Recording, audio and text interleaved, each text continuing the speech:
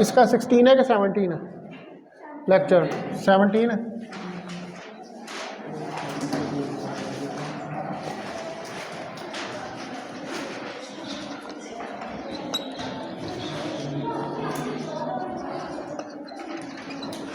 कल मैंने जो है वो डिस्प्लेसमेंट ऑपरेटर जो है उसको स्टार्ट किया था।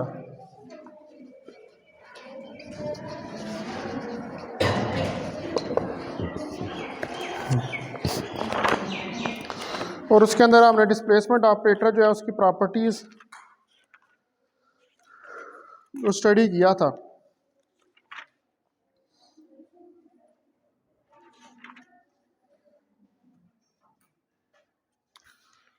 अच्छा, अब ये डिस्प्लेसमेंट ऑपरेटर जो है इसको मैंने प्रूफ करना है, यानी कि जो कल हमने ये स्टेटमेंट लिखी थी कि D A F of x is equal to F of x plus A, ये डिस्प्लेसमेंट ऑपरेटर जो है इसके बराबर होता है। ठीक है, ये कल हमने राइट डाउन किया था इसका। और इसके अंदर डी ए जो है वो ई की power minus Etah H cut P X A के बराबर होता है। ठीक है, तो अब आप सपोज करें कि एक फंक्शन है, for a function F of x. अगर एक फंक्शन आपके पास एफ ऑफ एक्स है, ठीक है, और ये फंक्शन एफ ऑफ एक्स जो है कवर ए डिस्प्लेसमेंट, और ये कोई डिस्प्लेसमेंट जो है वो कवर करता है। ठीक है, तो D delta A F of x is equal to F of x plus delta A.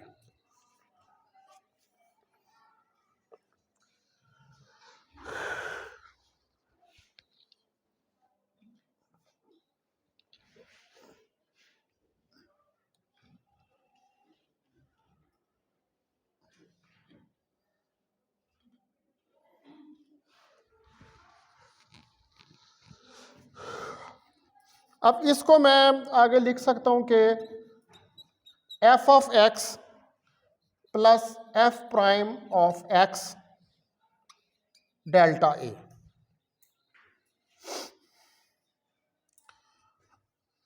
और ये F of x plus iota H cut minus iota H cut D over D X delta ए।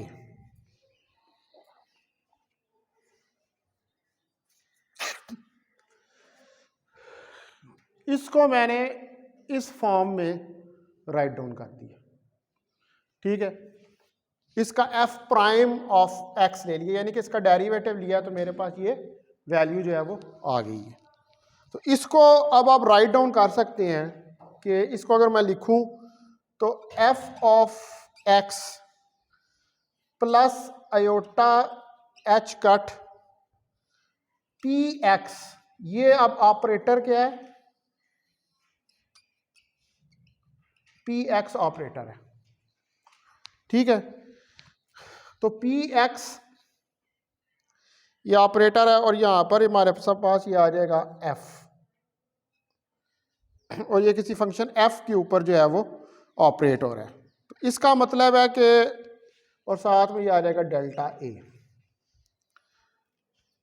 तो ये आ जाएगा हमारे पास F of x, ठीक है, plus iota over h cut delta A P of x F.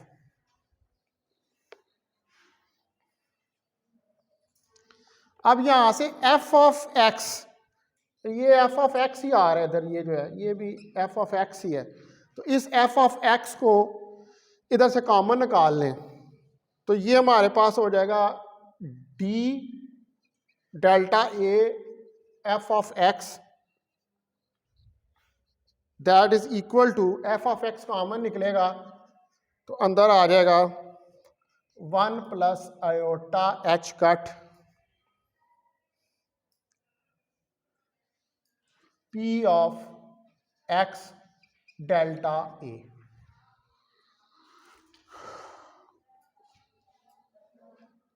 ठीक है, इसको आप कह लें कि ये कोई इक्वेशन नंबर 1 है। इधर भी इसके साथ एफ ऑफ एक्स आएगा इधर।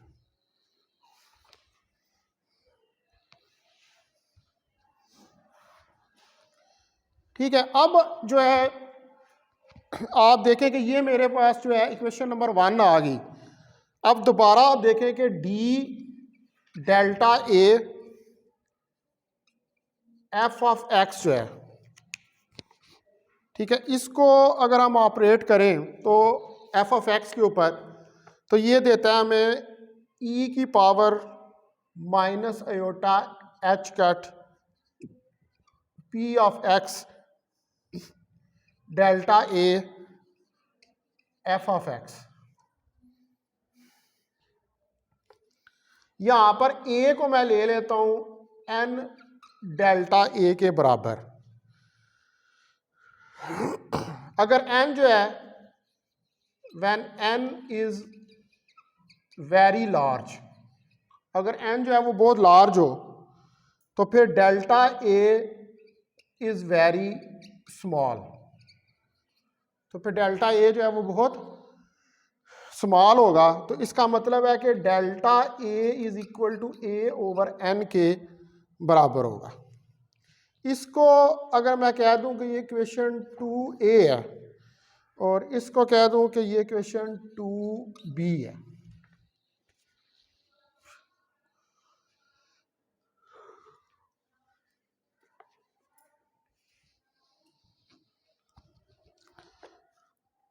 अच्छा, अब d डेल्टा ए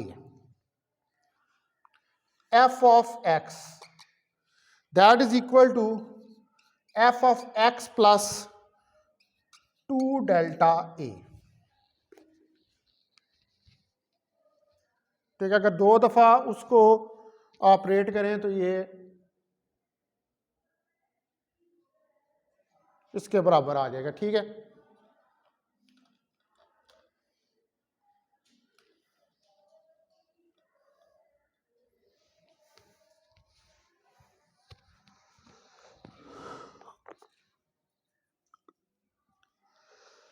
इसको मैं सीरीज की फॉर्म में भी ओपन कर सकता हूं, यानी कि I can write it d delta A D delta A D delta a so on D delta A F of x is equal to d n delta A F of x.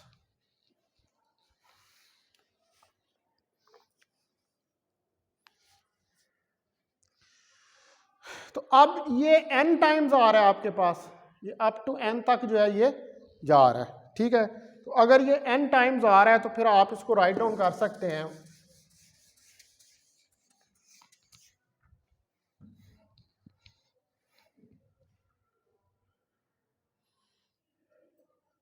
D delta A up to so on D delta A F of x is equal to F of x plus N delta A. ये n तक अब मैं उसको ले गया हूं। ठीक है, तो इसका मतलब है कि अगर ये n तक है तो इसको हम फिर अगर n यहाँ पर 1 हो तो इसको हम लिख सकते हैं कि f ऑफ x प्लस ए। ठीक है, और अगर इसको f ऑफ x प्लस ले तो ये फिर ऑपरेटर यही वाला फंक्शन क्या बन जाएगा D A F of x, क्योंकि डी एफ ऑफ x पे लगे तो ये वाली वैल्यू आ जाती है। ठीक है, तो अब इसका मतलब है कि अगर हम इसको ओपन करें नाउ, ये जो सीरीज है ये वाली, ठीक है, इसको ओपन करें now D delta A D delta A D delta A. ठीक है, ये सारी सीरीज जो है इसको ओपन करें अगर, एफ ऑफ एक्स,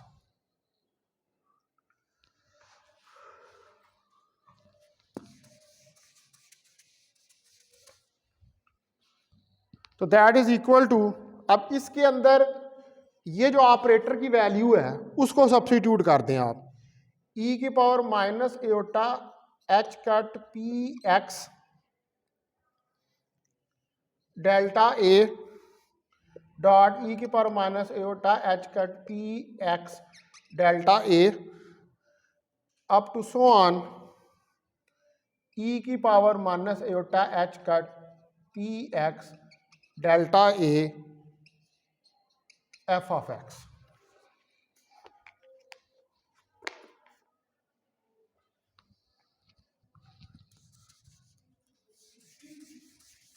ये मैंने अब ऑपरेटर की वैल्यू जो है वो इसके अंदर सब्स्टिट्यूट कर दी है। ठीक है, डी आपको पता है कि iota H cut P X A के बराबर होता है। अब ये जो यहाँ पर ये एक्सपोनेंशियल है, इस एक्सपोनेंशियल को हमने ओपन करना है सीरीज की फॉर्म में। ठीक है, तो इसको सीरीज की फॉर्म में ओपन करेंगे तो ये क्या आ जाएगा हमारे पास, bracket 1 plus iota H cut P X, फिर 1 plus iota H cut delta A P X, इधर भी डेल्टा ए, और 1 plus iota H cut delta X P X delta A, और 1 plus iota H cut P X delta A.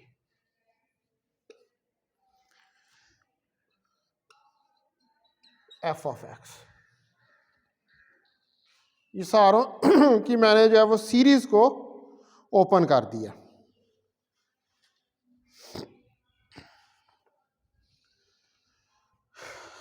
अब ये जो है ये पूरा क्या बन जाएगा, एन बन जाएगा, क्योंकि आपने इसको एन तक क्या किया, ओपन कर दिया। ठीक है, तो ये सारा अगर एन बन जाएगा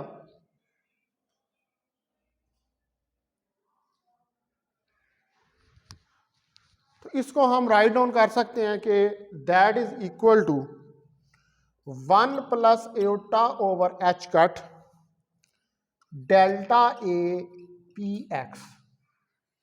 ठीक है, और ये आ जाएगी power n f of X.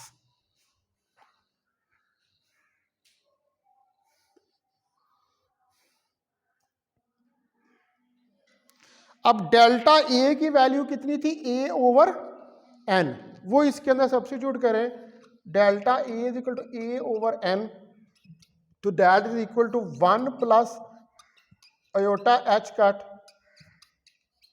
E over N P X F of X.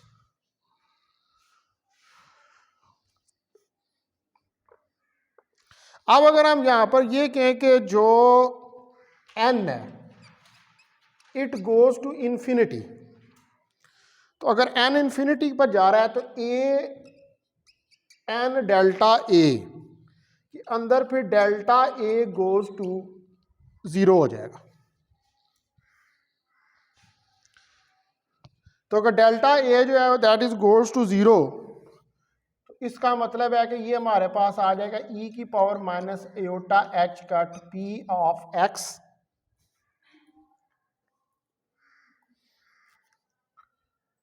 Delta A F of x.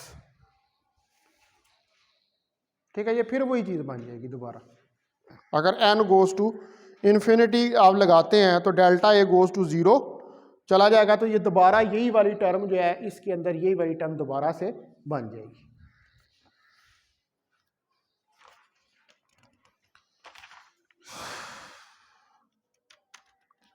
अच्छा, अब हमारे पास जो है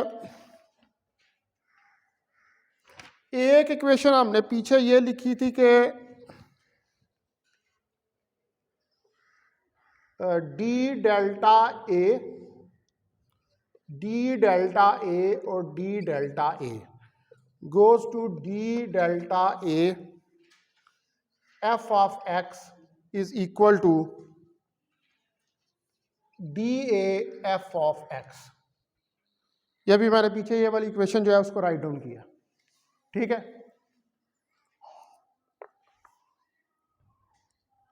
और एक हमारे पास इक्वेशन जो है वो ये आई है कि यही सारी जो है इसको आपने इसके बराबर निकाला है, यानी कि ये इक्वेशन जो है D delta A D delta A D delta A D delta A F of X have come E की power minus iota H cut P X delta A F of X. निकली है ना ये दोनों equation, ठीक है। इसको अगर मैं कह दूं कि ये ए है और इसको कह दूं कि ये बी है,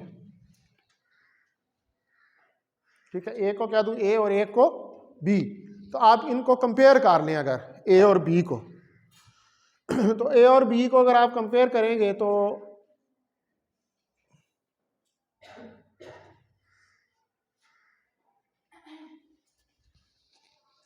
ए और बी को कंपेयर करने के बाद D A F of X जो है, ठीक है, that is equal to E की power minus iota H cut P of X delta A F of x के बराबर आ जाएगा। इन दोनों इक्वेशंस को, इसको और इसको अगर आप कंपेयर करें, अब यहां पर एफ ऑफ एक्स जो है कोई आर्बिट्रेरी फंक्शन है हमारे पास, ठीक है। तो ये अब हमने प्रूव कर दिया है कि जो डी ऑफ ए है, ठीक है, that is equal to E की power minus iota H cut P X A के, कौन सी इक्वेशन में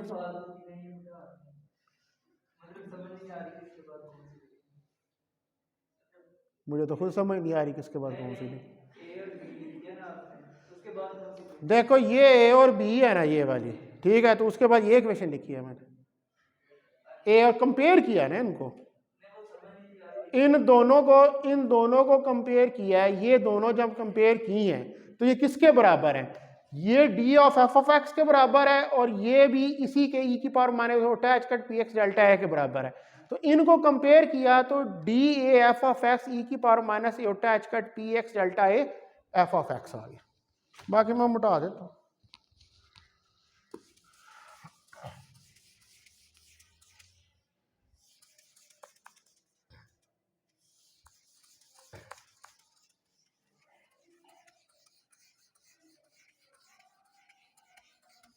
आपने एक आर्बिट्रेरी फंक्शन जो लिया था उस फंक्शन के ऊपर ही इसको ऑपरेट किया था, तो आपके पास वही चीज दोबारा निकल आई है। तो ये डी एक्चुअली इसी के बराबर आ गया, डिस्प्लेसमेंट ऑपरेटर जो है।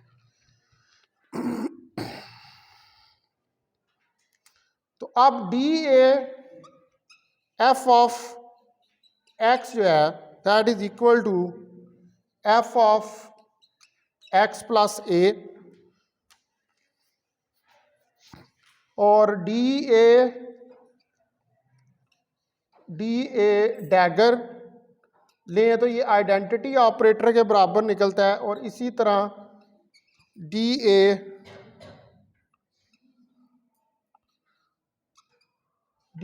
डैगर, ठीक है, ये किसके बराबर आता है, आइडेंटिटी ऑपरेटर के। और यहां पर जो है वो डी ए जो आई है ये एक आइडेंटिटी ऑपरेटर है।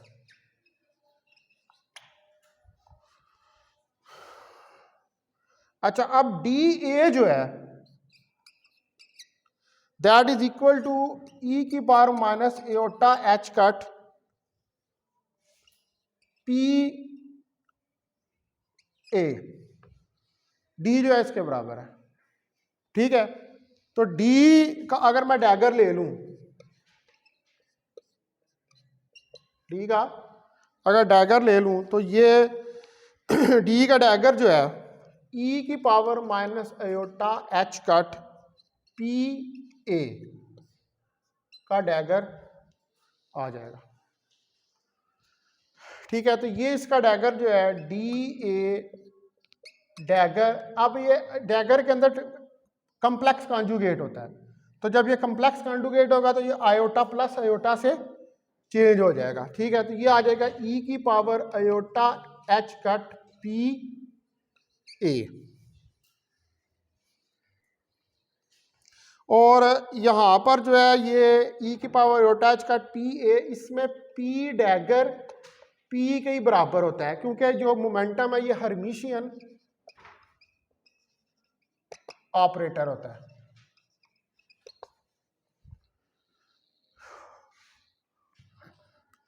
ठीक है। तो इसका मतलब है कि इसका अगर इनवर्स लें तो डी इनवर्स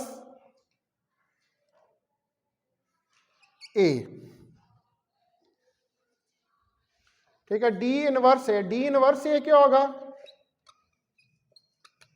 ई की power minus iota H cut P A,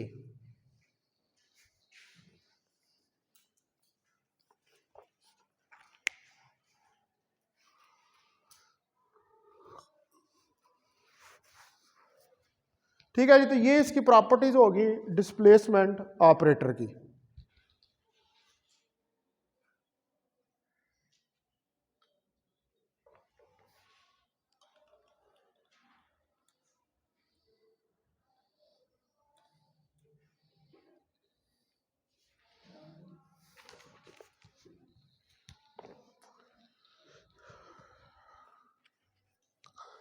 अच्छा जी, अब आगे हमने इसके आगे शो करना है कि जो डी ए है, यानी कि ये जो डिस्प्लेसमेंट ऑपरेटर है, ये डिस्प्लेसमेंट ऑपरेटर जो है ये एक लीनियर ऑपरेटर है। कौन सा माइनस जी, ये वाला माइनस, ये कॉम्प्लेक्स कॉन्जुगेट लिया है इसका। जब कॉम्प्लेक्स कॉन्जुगेट लेते हैं तो जो आयोटा होता है ना, आयोटा माइनस, वो प्लस हो जाता है, और जो प्लस होता है वो माइनस हो जाता है।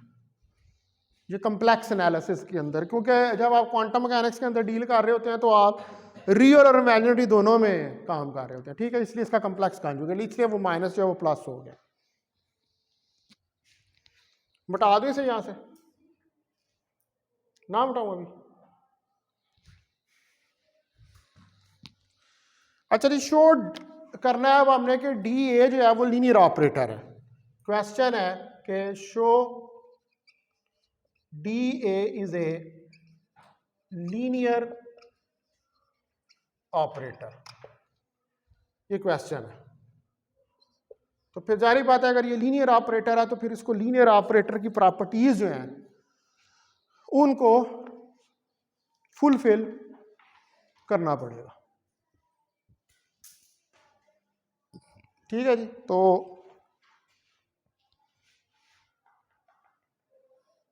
ये कर लिया नोट इसको।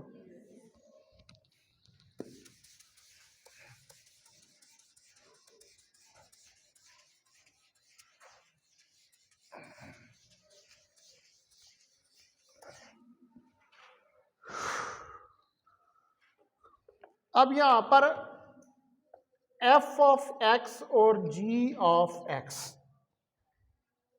ये जो आर्बिट्रेरी फंक्शंस हैं एक्स के, जो कवर करते हैं किसी डिस्प्लेसमेंट ए को अलोंग एक्स एक्सिस, ठीक है। तो D A F of x को अगर आप ऑपरेट करें तो ये आएगा एफ ऑफ एक्स प्लस ए। इसी तरह डी ए को अगर आप ऑपरेट करें जी ऑफ एक्स पे तो ये जी ऑफ एक्स प्लस ए आएगा, ठीक है। अब हमने यहां पर ये प्रूव करना है कि जो डी ए है वो एक लीनियर ऑपरेटर है। तो इसको प्रूव करने के लिए आपको ये दो कंडीशंस प्रूव करनी पड़ेंगी कि D A F of G that is equal to D A of F plus D A of G. और दूसरी कंडीशन आपको करनी पड़ेगी प्रूफ कि D A lambda F is equal to lambda D A F. ये condition जो है you have to fulfil. ये लीनियर ऑपरेटर्स की आपने कंडीशंस पढ़ी हुई हैं और आपको इन कंडीशंस का पता है। तो ये अगर प्रूव कर दे हो जाएंगी इसके ऊपर तो फिर ये एक लीनियर ऑपरेटर है। तो पहले आप ले लेफ्ट हैंड साइड, तो लेफ्ट हैंड साइड है हमारे पास d A f plus ji.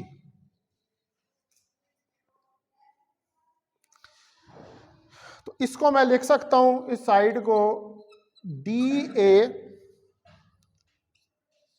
F of x plus g of x. तो अब जब ये ऑपरेटर इसके ऊपर ऑपरेट करेगा तो क्या करेगा, इसको x प्लस ए कर देगा, इसको भी x प्लस ए कर देगा। ठीक है, तो इसका मतलब है कि ये दोनों बराबर है किसके, d A F of x plus D a g of x के। तुम यहां से उठो, पीछे चलो, समीउल्ला तुम भी उठो, डिस्टेंस दो, नहीं तो उसके बाद क्लास से बाहर निकाल दूंगा। चलो पीछे। ये क्वांटम मैकेनिक्स पढ़ रहे हैं, ये बड़ों को समझ नहीं आती है। अच्छा, तो इसको जरा ध्यान से पढ़ो। इस अपने जो तबसरे हैं ना वो बाद में जाके करना घर। ठीक है जी, ये इसके बराबर आ गया तो इसका मतलब है कि ये वाली चीज बन गई है। तो आप फिर ये कह सकते हैं कि that is equal to right hand side, कि ये जो है ये आपके पास राइट हैंड साइड के बराबर आ गया। अब एक जो है उसको आपने प्रूव कर लिया, एक कंडीशन ये फर्स्ट वाली जो है ये आपकी प्रूव हो गई है। उसके बाद दूसरी कंडीशन को देखें तो दूसरी कंडीशन में भी लेफ्ट हैंड साइड लें आप, तो डी ए लैम्डा एफ, अब ये इसके ऊपर ऑपरेट होगा तो lambda F of x plus A, ये इसको ए से इंक्रीज कर देगा, ये ऑपरेटर इस पर जब ऑपरेट होगा तो lambda D A F of x के बराबर आप इसको लिख सकते हैं। तो that is right hand side. तो इसका मतलब है कि डी ए जो है, जब ये दोनों चीजें प्रूव होगी तो डी ए जो है एक linear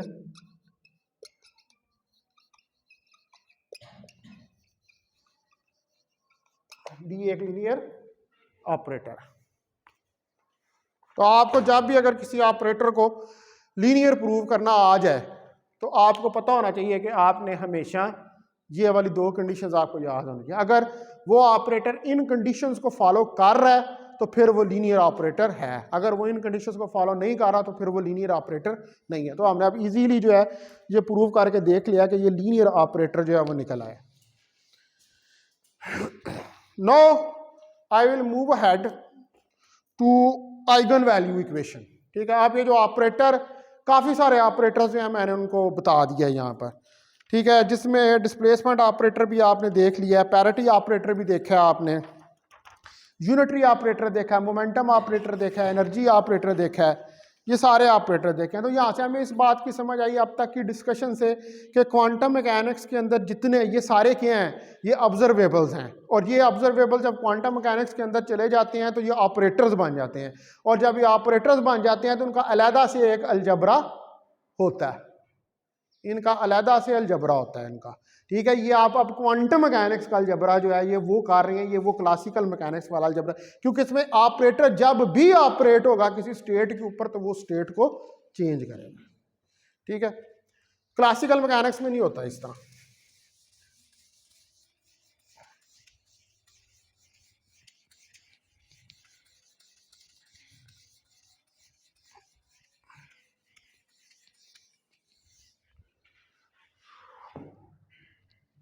now eigen value equation.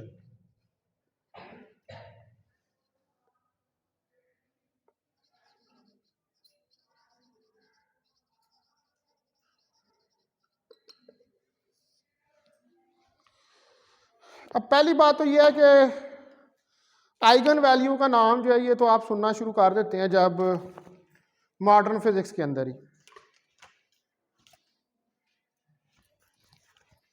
ठीक है, ये नाम सुना जाता है मॉडर्न फिजिक्स में, आइगन वैल्यू।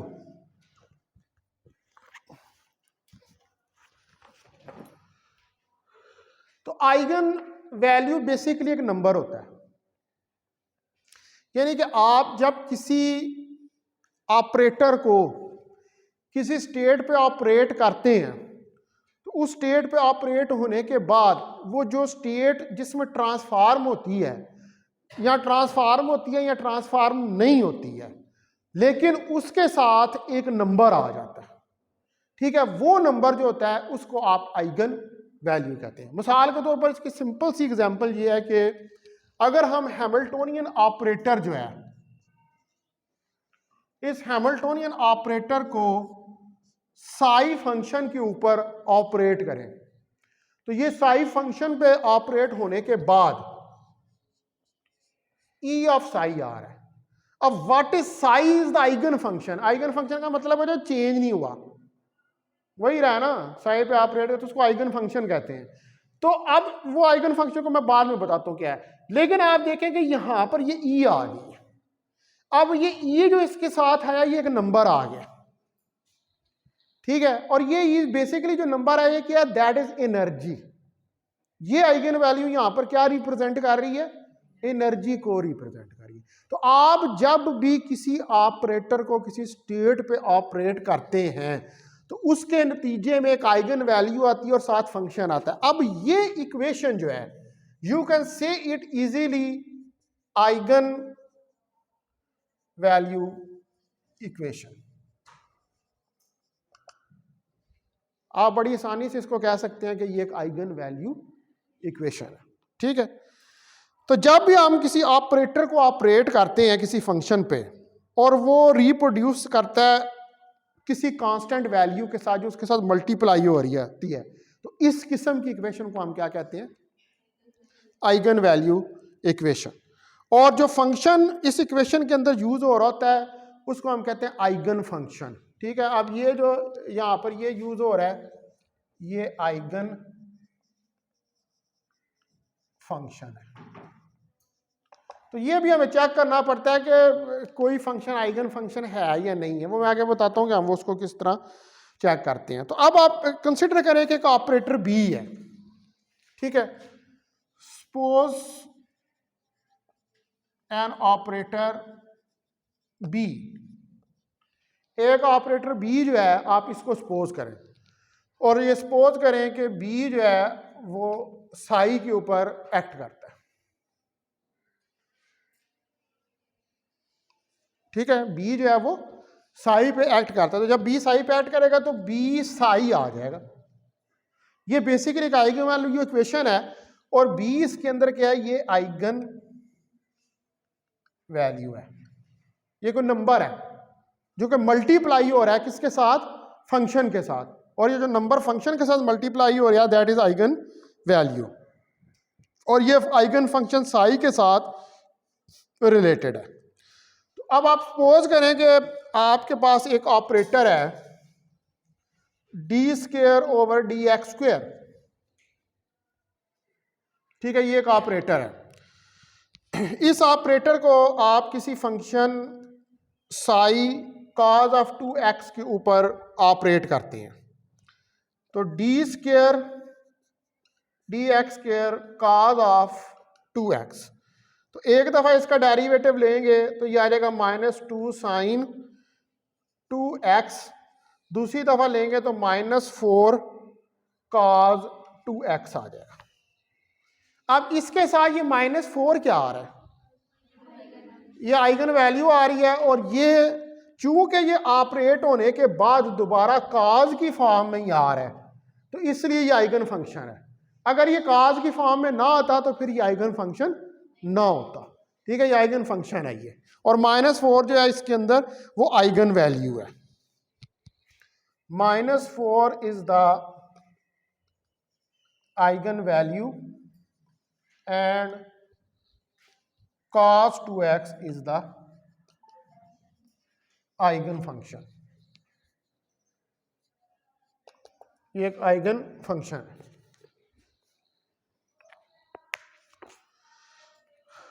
तो इसको हम कहते हैं eigen value equation.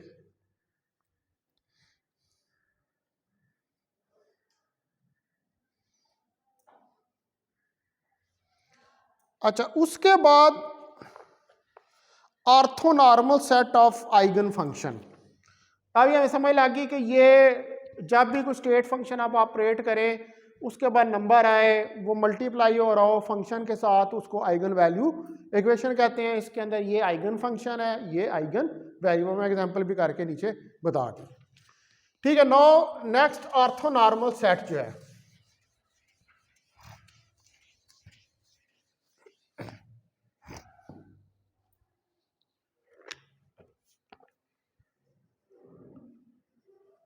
Orthonormal set of eigen function.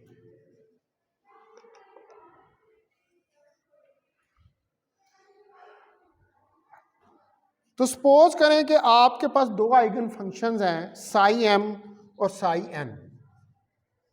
Sai M और साई एन, ये दो आइगन फंक्शंस हैं और हम कहते हैं कि ये ऑर्थोनॉर्मल है। और क्या है? ऑर्थोनॉर्मल है। अब ऑर्थोनॉर्मल की जो कंडीशन होती है वो ये होती है कि -∞ to +∞ psi m psi n is equal to delta m n. ठीक है जी, डेल्टा एम एन जो है इसमें क्रॉनिकल डेल्टा फंक्शन है।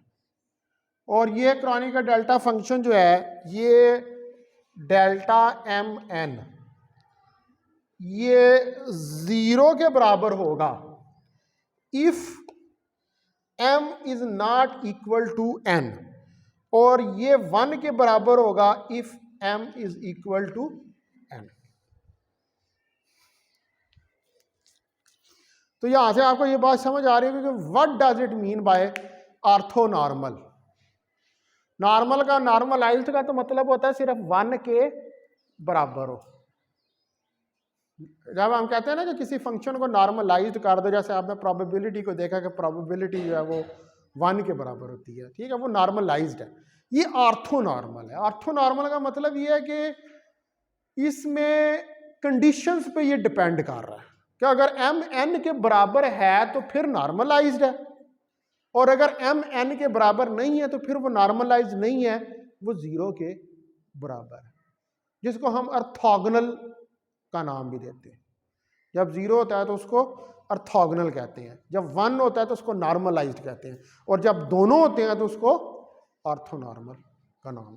ठीक है, अभी मैं इसको यहाँ पर एंड करता हूँ उसको।